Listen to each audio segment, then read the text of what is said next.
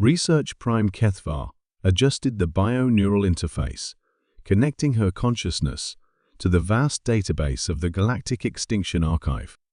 As the consortium's leading xenobiologist, she had studied the death patterns of 847 sentient species across the galaxy, but the human files remained frustratingly incomplete. "Impossible," she muttered, her four eyes scanning the holographic displays floating around her crystalline workspace. Every predictive model shows the same result. Homo sapiens should have been extinct 17 different times in their recorded history. Her assistant, sub-researcher Yulnoth, extended a tentacle toward the data streams. "Perhaps our models are flawed. Research Prime. The humans have only existed for a few million cycles." "That's exactly the problem." Kethvar clicked her mandibles in frustration. "Look at their homeworld Sol 3.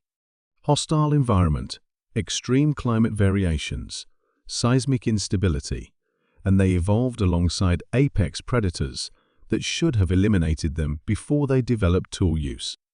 By all logical calculations, they should never have survived past their Stone Age." The consortium had been monitoring humanity for 3 standard galactic rotations, ever since the species had achieved nuclear fission. Standard protocol required cataloging new sentient races for eventual integration into the galactic community, but humans had proven to be an anomaly that defied every known pattern of civilization development. "Show me the Toba supervolcanic event again," Kethvar commanded. The hologram shifted, displaying Earth approximately 74,000 years in the past. A massive volcanic eruption blackened the skies, dropping global temperatures by several degrees and reducing the human population to fewer than 10,000 individuals. "Any other species would have gone extinct," Kethvar observed. The Veil Thari faced similar volcanic winters and were completely eliminated. The Korean Empire collapsed when their primary world experienced a much smaller climate shift. But humans, they survived. How? Sub-researcher Yulnoth pulled up additional data. "Our anthropological probes suggest they adapted their behavior rapidly. They developed new hunting techniques, created warmer clothing, and most inexplicably, they began creating art during this period of maximum hardship." "Art?" Kethvar's photoreceptors dimmed in confusion. During a survival crisis, they expended energy on non-functional creative expression. The data is consistent across multiple extinction-level events in their history.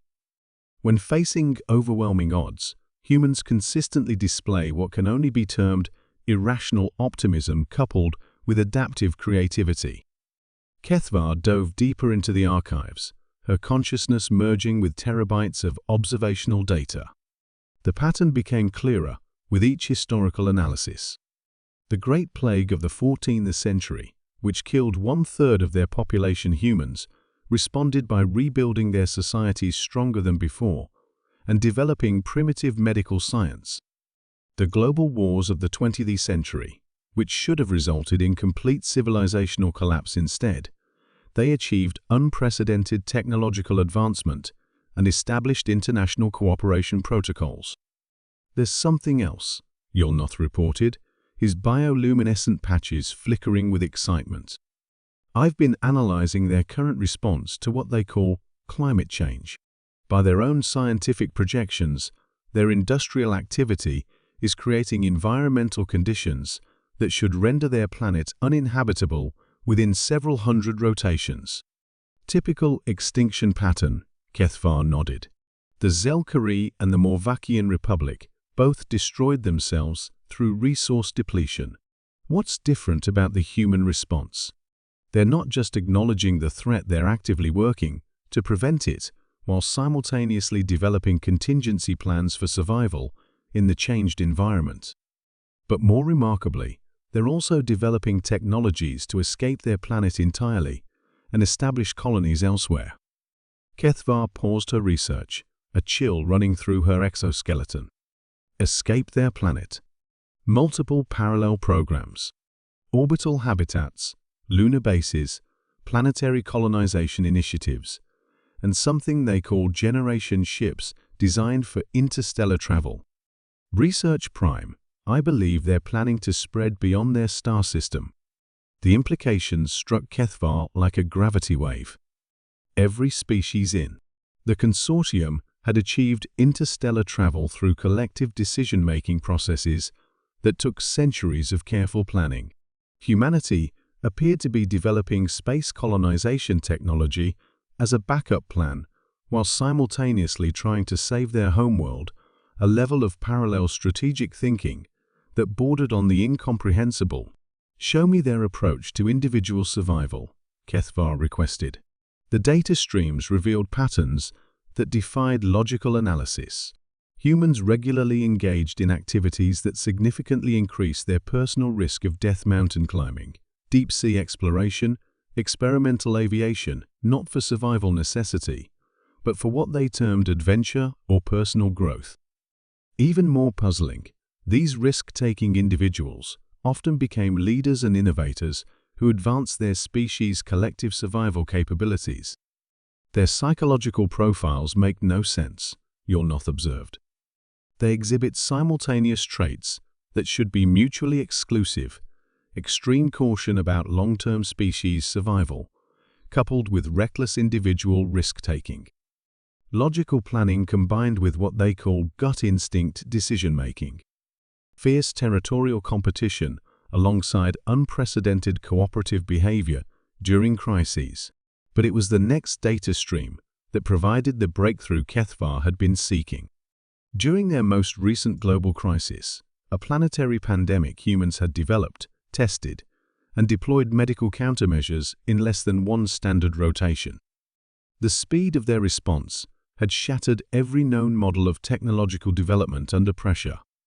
"By the Seven Suns," Kethvar whispered, "they don't just survive extinction events, they use them as catalysts for advancement." The realization hit her with the force of a stellar collision. Every other species in the consortium had achieved stability through careful risk management, gradual development, and logical progress.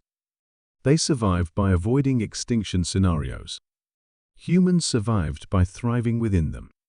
Research Prime, Yulnoth's voice carried a tremor of concern. If this analysis is correct, what happens when humans encounter their first interstellar extinction-level threat? Kethvar stared at the probability matrices cascading around her. The answer was clear, terrifying, and inevitable. Every model showed the same result. Humans wouldn't just survive contact with galactic-scale dangers, they would adapt, overcome, and quite possibly surpass every existing civilization in the process. "Sub-researcher," she said quietly, "initiate immediate communications with the Consortium High Council. Recommend acceleration of human integration protocols to maximum priority." Research Prime? We have two options. We can guide their development and hope to maintain some measure of partnership when they inevitably join the galactic community. Kethvar paused, watching projections of human expansion spreading across star maps like a virus of pure adaptability. Or we can wait for them to find us on their own terms. She thought of the 17 different extinction events that should have eliminated humanity and how each had only made them stronger. And based on everything we've observed about human survival patterns, she concluded, the second option is not one we would survive. The communication request went out within the hour, marked with the highest possible priority classification: SPECIE, EESINT, EGE, IONRE, QUIREA, EETHRA, EEAET, INC. For the first time in consortium history, they weren't afraid of a species going extinct. They were afraid of what would happen if it didn't.